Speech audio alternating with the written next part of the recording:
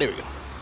So I probably have mixed feelings towards the growth of Nashville, right? So on one hand, I can appreciate the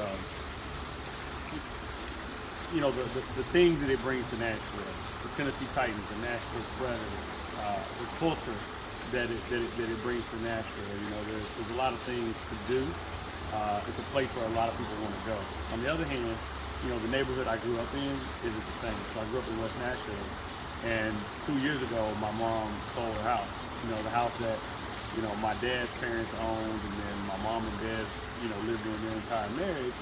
And part of that was because she didn't feel like she belonged anymore, right? So, you know, we think about the value of those houses. They were probably worth, you know, when I was younger, 130,000. Now they're buying those up for probably 200,000, tearing them down and building two houses worth $750,000, right?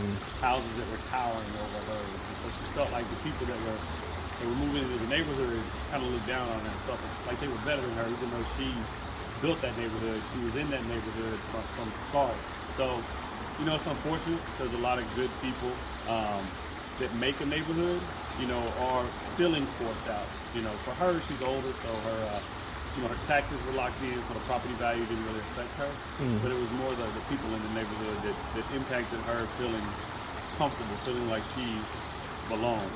You know, I think it's unfortunate for, you know, my kids.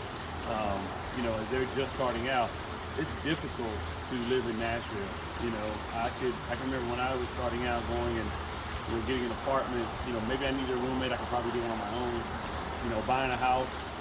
So thankful we bought our house before all this boom, because it costs a lot to live in Nashville now. So people are being forced to either live with multiple people or to live outside of Nashville, or to find places to rent which maybe aren't as nice as what they should be.